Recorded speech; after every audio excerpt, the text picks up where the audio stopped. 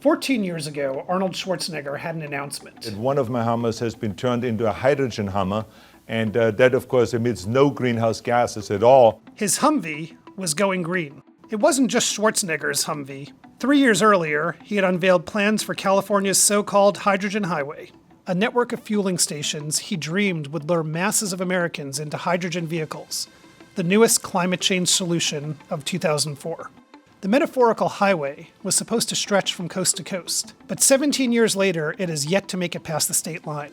Even if you wanted to drive just in California, getting to one of the 48 hydrogen fueling stations can be tricky. I was literally barely making it to each station, like 1 mile. Right. What? There was 1 mile left in your range? Yeah, I almost peed on myself. As battery-powered cars such as Teslas have begun to flood the green vehicle market, hydrogen fuel cell cars are struggling to lure drivers. And environmentalists warn that these so-called zero-emission cars leave an inexcusably heavy carbon footprint. I'm Evan Halper, and I'm a national reporter for the Los Angeles Times.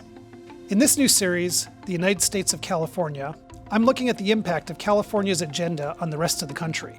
In this episode, I wanted to see if this hydrogen highway is actually just a road to nowhere. So I rented a Toyota Mirai and got behind the wheel. Today you can't buy a hydrogen Hummer, but there are Toyota Mirais and a smattering of Hyundai and Honda hydrogen cars. There are also a few small fleets of hydrogen-powered trucks and buses here in California. These fuel cell vehicles are powered entirely by electricity and are considered electric vehicles. But unlike other EVs, which rely on heavy-duty lithium batteries to run, the cars have hydrogen tanks that combine hydrogen and oxygen to produce electricity to power the electric motor. One of the benefits of this Toyota Mirai we're driving is that you can take the HOV lane even if you're just driving by yourself. The Mirai makes up a large chunk of the state's fleet of about 9,000 private hydrogen vehicles. It retails for nearly $50,000, but customers can save up to $20,000 with the manufacturer discount. There are federal and state incentives too. Drivers who purchase older models say the incentives are so generous the car practically pays for itself. Government incentives up to $4,500, $15,000 of complimentary fuel, and 21 days of rental car service. But being an early adopter comes with a fair share of hassles. For one, the fueling stations are few and far between, unless you live in the right part of Los Angeles. Is that it? Not all stations are always fully equipped with all the fuels that you need.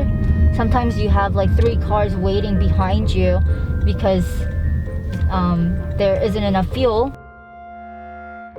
And then there's the fueling itself.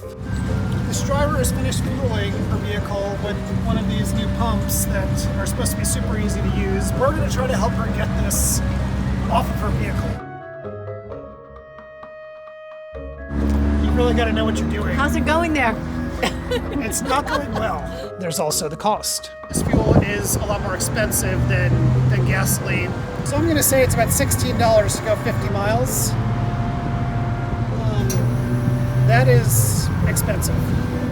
The few automakers who haven't given up on hydrogen cars are trying to persuade drivers that they are a reliable alternative to zero-emission battery-powered vehicles. So net zero in this case means that we actually use renewable biogas for all of our hydrogen production.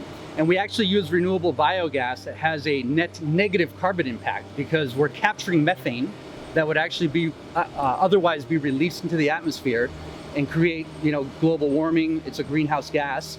So we're capturing that, turning it into hydrogen, and then offsetting gasoline. So we have negative carbon emissions. Okay, so the cars themselves don't emit greenhouse gases, but the process of creating the hydrogen they need does. And while fuel companies may offset these emissions by trapping methane elsewhere, it still takes a toll on the environment. But California can't let go of Schwarzenegger's vision.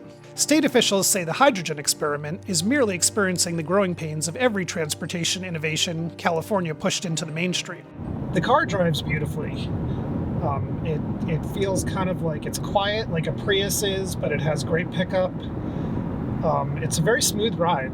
It's a neat car. Were it not for the difficulty of finding hydrogen fuel and the expense of fueling the car, it'd be kind of like a perfect car. If I could drive one car and that's all I could have for the time being, then I I will not purchase this vehicle only because of the lack of technology to create enough convenience for me to drive this car to neighborhood states. It has limitation of taking this car to another location. So for that reason, I would go with a plug-in or a gas car until the technology has been developed to the next level. Think very carefully about investing in this technology. These cars are fine, people enjoy them, they're quiet, they're absolutely clean, zero emissions.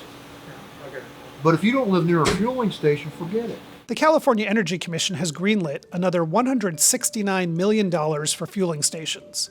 The panel hopes to help open 111 more stations by 2027, plus 13 stations that can also service trucks and buses. Hydrogen could ultimately prove the most effective method to cut emissions from trucks and planes, which could have easier access to fuel stations at beginning and endpoints. But the hydrogen highway concept for cars just isn't taking off. Battery-powered vehicles still dominate California's electric vehicle market. Oh, and that hydrogen Hummer that Schwarzenegger talked about? It was never mass-produced. But they're working on a battery-powered version. Thanks for watching this episode about California's hydrogen highway saga. You can check out more from our new series, The United States of California, like my piece about the toll electric car batteries are taking on the environment, here on YouTube or at latimes.com.